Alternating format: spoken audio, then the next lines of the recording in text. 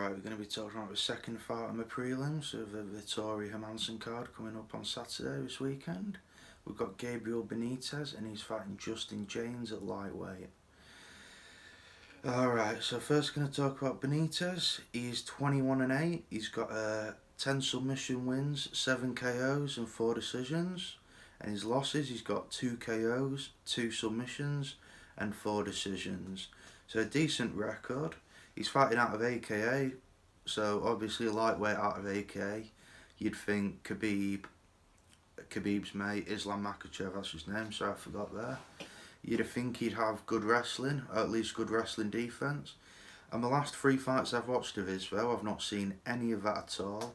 He seems to be a straight up kickboxer, which is fine. So his last fight was against Omar Morales. He did lose that by unanimous decision. But if anyone's seen that, it's a very close fight. That was early in May of this year. It was on the Teixeira Smith card. It's a very good card overall, I thought. So, with the Morales fight, he did very well, I thought. He throws a lot of big punches and his combos are very good, but he's not afraid to eat the shots either. He's also got very good kicks, which I was impressed with. A lot of body kicks, and he was eating a lot of body kicks as well. But by the start of the second round, both the torsos were red up the side of both fighters. So at one point he did manage to catch a kick and he didn't do anything with it, which is always disappointing to me. Well, if everyone remembers Joaquin Buckley a few weeks ago when he got that spinning back kick. I mean, after I've seen that, I think I'm spoiled. I just want to see things like that every time. But I mean, closing in, inside leg trip to a takedown, a bit of ground and pound, it doesn't seem like a great deal to ask for. He did hold the foot for a minute. Oh, sorry, not a minute, a good few seconds though. So I would have liked to see him capitalise. For those that did see the fight, I'm sure everyone will remember at the start of the first round, he came out with a big chunk missing out of his right leg, and that was from the amount of kicking he was doing, which was just, I'm very impressed that he managed to fight through that. I wouldn't have been able to. I'd have given up long before that. It was a massive chunk missing out his leg and he continued to kick with it. And his corner encouraged him to continue to kick with it, which I thought was a bit dicey. But there you go. The main thing that bothered me throughout this fight though is his hair. Every 5-10 seconds he was, oh sorry, there you go. His hair was coming down into his eyes and he was wafting his hair out of his eyes. It's just, in the amount of time it takes to do that, you can throw a jab, a leg kick, and it just gives an opening. I hope he's, what is it the girls do, the cornrows? Just do something like that if your hair's getting long. Uriah Faber did it, his hair wasn't that long, but he always had it secured. I think that's very important. Looked a bit like, we've all seen Benson Henderson fight. It's the same sort of thing, but to a bit of a lesser extent. Just, it's the last thing you need is to be distracted by your hair when you're fighting. Okay, so, like I say, that was a unanimous decision loss, but I don't think you can take a great deal from that because he did perform very well in it. And I was watching it, I did score it 2-1 to Morales, but you could easily have made an argument for Benitez to win that fight. No problems at all. Okay, so moving on to his previous fight before that, he fought Sadiq Yusuff. This is at featherweight as well, is worth mentioning. So he's clearly capable of moving up and down the weight classes. And I'd say, although he did lose a Sadiq Yusuff fight and it was a first round knockout, I thought he looked healthier at featherweight, maybe lightweight. He was a bit small for the weight class. So there wasn't much to say about this fight. Like I say, first round knockout. He never really had any control in the fight. He was being pushed to be outside, trying to work his way in, and it just never really happened. He also took a cut above his eye very early on, so he was constantly covering up. He had his hand like that for most of the fight. Well, as long as the fight lasted, which is less than ideal. But he did get a knockdown, which I didn't see coming, the way the fight was going, but Yusuff was straight back on his feet and it never really amounted to anything. and then less than a minute later, just a bit of an exchange, and bang, that's it. Knocked out cold, knocked out, followed up with a bit of ground and pound, and that was that. So that's the first round knockout loss to Sadiq Youssef. His previous fight before that, we're going back right to May of 2018 here. So he's not been fantastically active. His last 3 fights were May 2020, August 2019, and May 2018. So he's not the most active of fighters. But having said that, this year it's only 6 months since he last fought. So, and this year has been a bit dicey as well. So hopefully we will see more of him in the future. So he is a very entertaining fighter. Okay, so his previous fight before was Sadiq Youssef won. He fought Humberto Bandenay. It's a fantastic name and I love saying it. It's just not easy to roll off. Not a great deal to say on this one though. It's a first round knockout win. Very good performance. Again, the guy, Bandenay, was going for a triangle. Picked him up, Benitez picked him up, slammed him, and then a couple of punches to the face on the ground. That was that done. So Benitez is going into a -200 favourite, which looks favourable. But I'll explain why I think that is after I finish talking about his opponent, and that's Jaynes. So we're looking at Jaynes. His last fight was against Gavin Tucker. That's quite recently. That was on the Lewis Olenek card in August. And again, this one was at featherweight as well. So they've both fought at featherweight, which I think is interesting. He had a fantastic first round, did Jaynes, and he really should have won the fight in the first. If he was ever going to win the fight, it was in the first round. He got a knockdown. He followed it up with some solid ground and pound. But then he went for the choke, and I don't think he needed to. I can't remember who the ref was. I want to say Jason Herzog, but don't hold me to it. He was, how they dart in and out. He was ready to pull him off. I think he would have just landed a few more punches, which he was in position to do.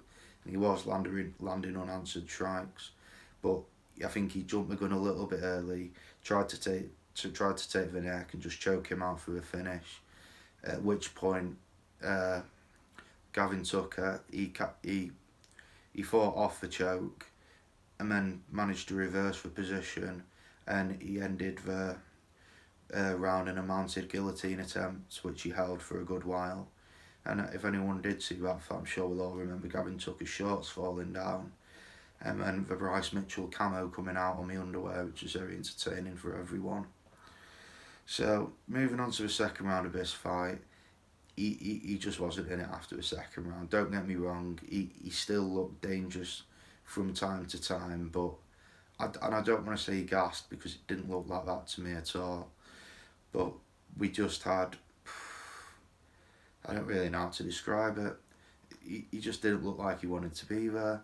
Yeah, every time he took a bit of a flurry from Tucker, it was a case of turtling up, waiting for it to be over, and then hoping to land something back. It wasn't an active defence at all, which against a fighter like Gavin Tucker you do really need. So, moving on. Oh, sorry, third round. Yeah, not much in the third round, a bit more the same. He was turtling. He took a big knee to the head, and he bounced, which it looked like he was knocked out, but he bounced off the cage, and it looked like that woke him back up before he fell down.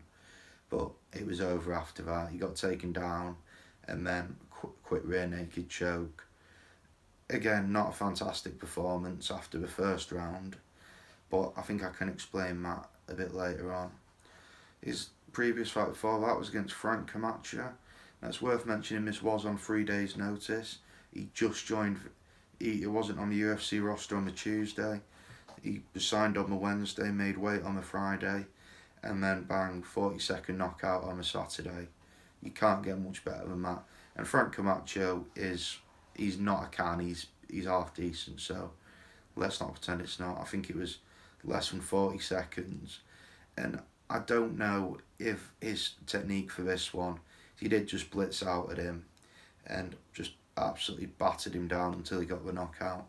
And I think a part of that could be because it was short notice. He obviously hadn't had any sort of camp, and he thought, right, I'm either getting him out in the first round, or I'm not going to make it through the fight, which is a reasonable way of thinking.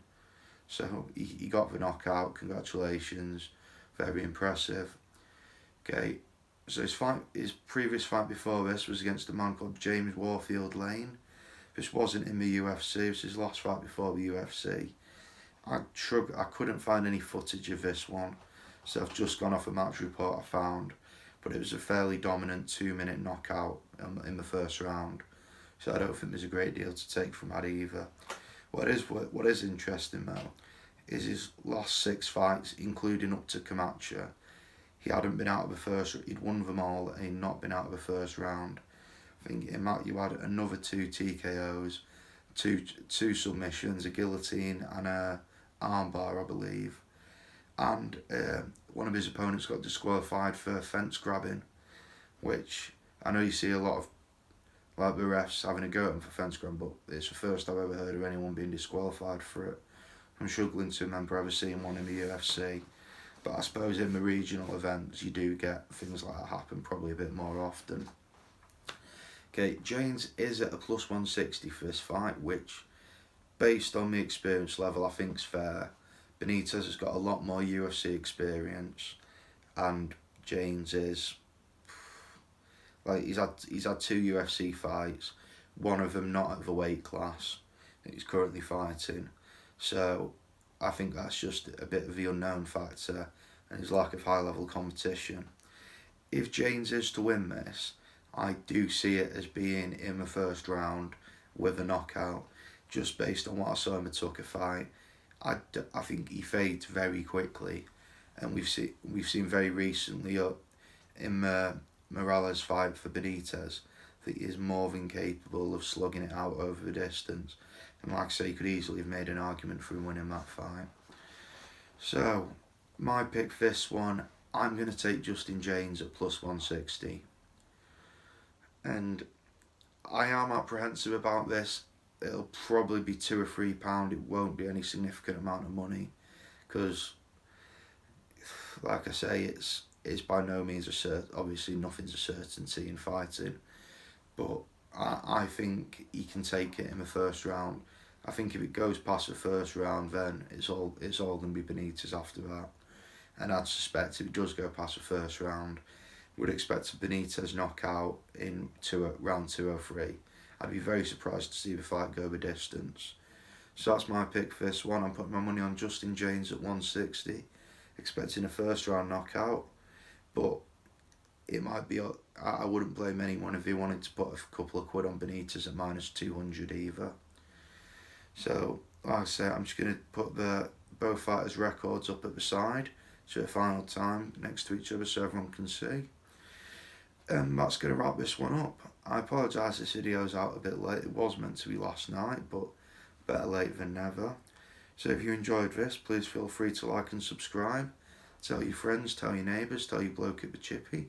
My Instagram's been up on the top for 30 seconds now, so hopefully you've all been enjoying looking at that. If you'd like to go over and follow me, that'd be fantastic. But apart from that, I hope everyone has a great day, and I'll see you later.